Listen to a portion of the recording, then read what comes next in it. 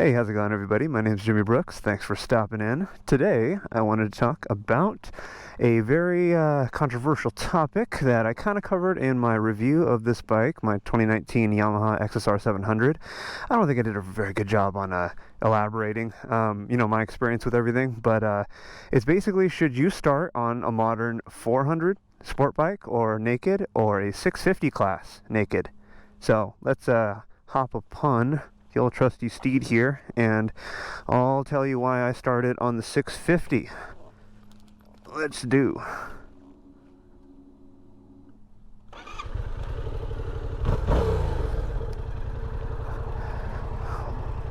Alrighty. So,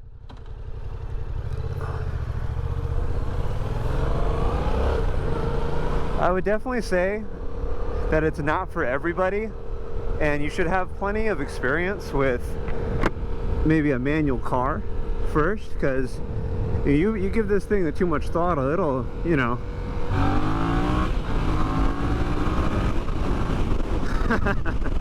it'll do that, and you got to be ready for that.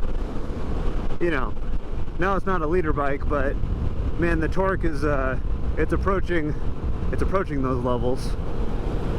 50 pound-feet of torque, 74 horsepower, and you gotta, you're going faster speeds when you ride bikes like this, so then you're coming really fast into people like this who don't know what they're doing. You see, if I was on a 400, I might have approached them at, well, the speed limit, but because I'm on this, angry little bike, you can get yourself into some trouble. So you just got to be really aware, and be pretty conservative with riding around the streets like this. You got to be ready, and the power is something I wanted to grow into, because I have so much experience with with manual cars, and I drive for a living, so I'm pretty street aware. And I had if there's any OG subscribers here, I had a 4-cylinder Camaro, and as much as I really did like that Camaro, I swear I did, everyone was right, you should have had a V8, and I always wished that I had more power in that car, so I didn't want to make the same mistake on bikes. And even though you're rolling the dice a lot more with bikes, I was like, yeah, I definitely didn't want that to happen again, so I'm like, let me get something that's a little bit too fast.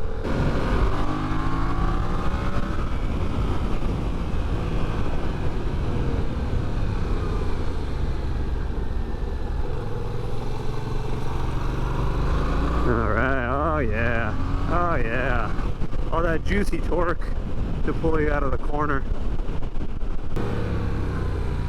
Okay, so a little bit of background on me in particular, in case you're not an OG subscriber. I used to review cars on this channel, and I did it for a few years, and I owned a 4-cylinder Camaro, the 2016 2.0 turbo Camaro.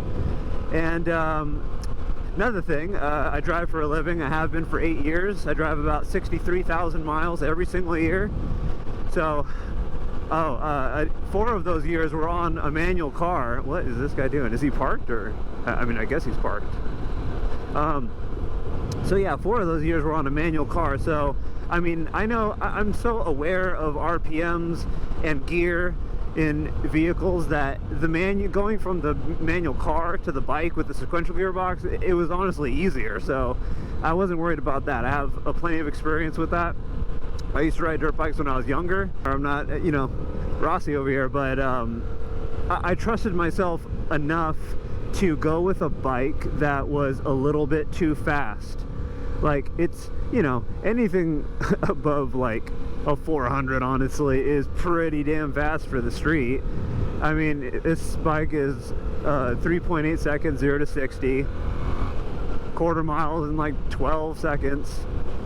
So yeah, I was gonna get a DRZ 400, which I'm sure would have been just as fun as this bike. I love supermotos. I love my XT 250, even though it's not, it's pretty damn slow.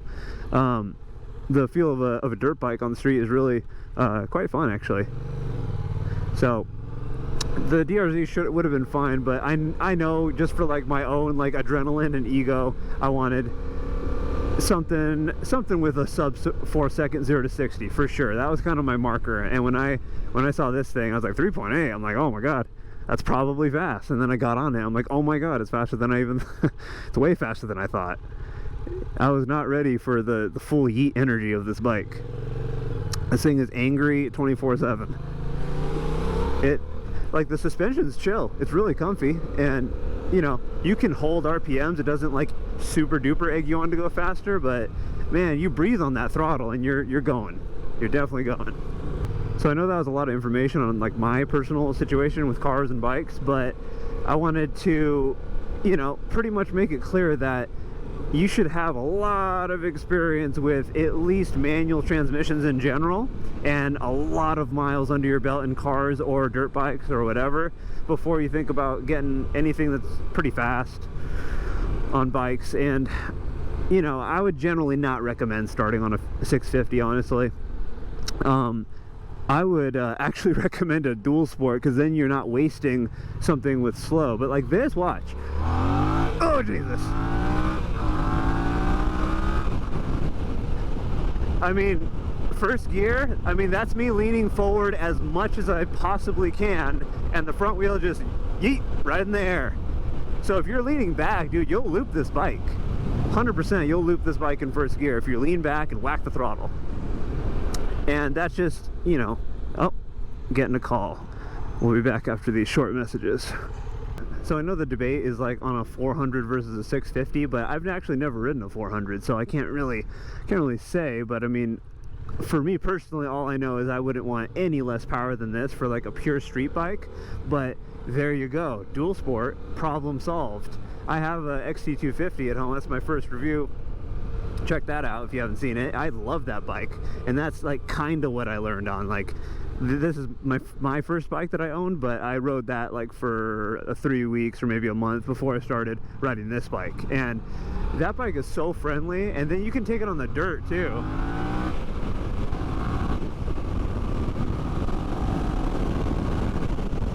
And you know, that counts for a lot, because a 250 is not a waste on the dirt. That's awesome.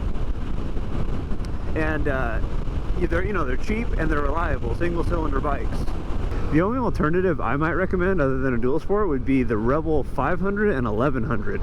Those, you know, they're pretty torquey. They're tuned for the torque down low, and they're, you know, especially the 500, it's supposed to be really friendly to use, even though, you know, it's somewhere in between a 400 and this bike.